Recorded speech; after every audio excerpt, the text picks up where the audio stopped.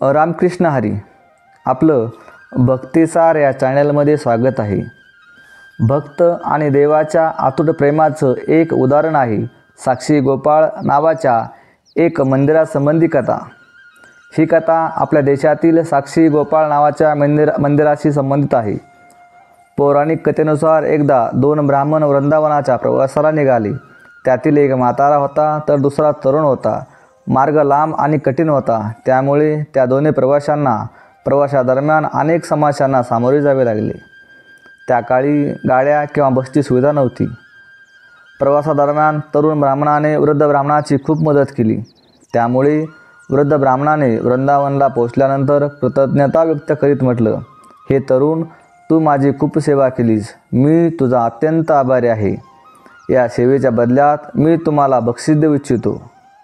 पण त्या तरुण ब्राह्मणाने हा पुरस्कार घेण्यास नकार दिला. त्यानंतर वृद्ध ब्राह्मण जिद्द करू लागला. मग त्या वृद्ध व्यक्तीने आपल्या तरुण मुलीचे लग्न त्या ब्राह्मण तरुणाशी करण्याचे वचन दिले. ब्राह्मण तरुणाने त्या वृद्ध व्यक्तीला समजावले की असे होऊ शकत नाही, कारण तुम्ही खूप श्रीमंत आहात आणि मी खूप गरीब ब्राह्मण आहे. तरीही वृद्ध ब्राह्मण आपल्या जिद्दीवर ठाम राहिला आणि काही दिवस वृंदावनमध्ये राहिल्यानंतर ते दोघेही घरी परतले. वृद्ध व्यक्तीने आपल्या मुलीचा विवाह ब्राह्मणाशी निश्चित केला. वृद्ध ब्राह्मण घरी परतल्यानंतर त्याने सर्व काही घरी सांगितले की त्याने आपल्या मुलीचे लग्न एका ब्राह्मणाशी निश्चित केले आहे. पण त्यांच्या पत्नीला हे सर्व मान्य नव्हते. त्या वृद्धाची पत्नी म्हणाली की तू माझ्या मुलीचे लग्न त्या युवकाशी केले तर मी आत्महत्या करेन.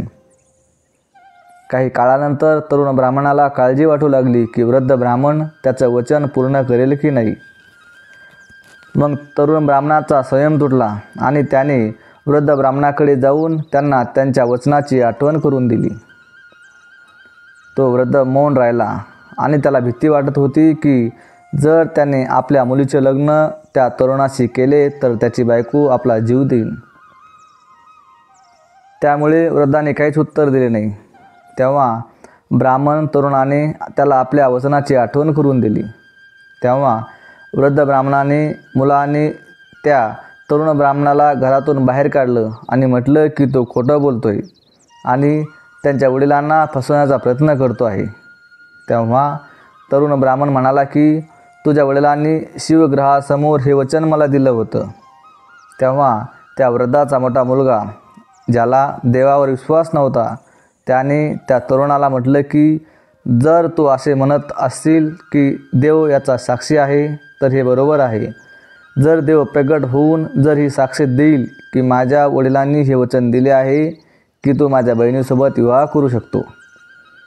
तेव्हा तरुण म्हणाला, होय, मी भगवान श्रीकृष्णाला साक्षी म्हणून यायला सांगेन. त्याला भगवान श्रीकृष्णावर पूर्ण विश्वास होता की भगवान श्रीकृष्ण त्याच्यासाठी वृंदावन नक्की येतील. श्रीकृष्णाने स्वतः भक्तासाठी दिली साक्ष. तेव्हा अचानक वृंदावनाच्या मूर्तीतून एक आवाज ऐकू आला, मी तुझ्याबरोबर कसा येऊ शकतो? मी तर फक्त एक मूर्ती आहे. तेव्हा त्या तरुणाने सांगितले की जेव्हा मूर्ती बोलू शकते तर माझ्यासोबत येऊ पण शकते. तेव्हा श्रीकृष्णाने त्या युवकासमोर एक अट ठेवली, तू मला कोणत्याही दिशेने घेऊन जा, परंतु तू मागे वळून पाहणार नाहीस. तू फक्त माझ्या नुपुरांच्या ध्वनीचेच हे जाणून घेऊ शकशील की मी तुझ्या मागे येत आहे. त्या तरुणाने कृष्णाची ही अट मान्य केली आणि ते वृंदावनाकडे रवाना झाले. ज्या शहरात जायचे होते तेथे पोहोचल्यावर त्या युवकाला नुपुरांचा आवाज येणं बंद झालं. तरुणाचा धीर सुटला आणि त्याने मागे वळून पाहिले. मूर्ती तिथेच स्थिर उभी झाली. आता ती मूर्ती पुढे जाऊ शकत नव्हती, कारण त्या युवकाने मागे वळून पाहिले होते. त्यानंतर तो तरुण धावत नगरात पोहोचला. सर्व लोकांना एकत्र केलं आणि त्यांना सांगितलं की पहा, भगवान श्रीकृष्ण साक्षी म्हणून आले आहेत.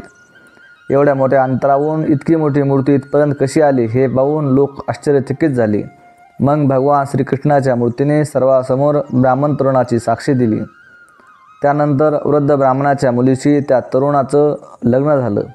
लग्नानंतर त्या तरुण ब्राह्मणाने श्री उग्रग्रहचा सन्मान म्हणून त्या जागेवर एक मंदिर बांधले आणि आजही लोक या मंदिरात साक्षात श्री गोपाळाची पूजा करतात. रामकृष्ण हरी.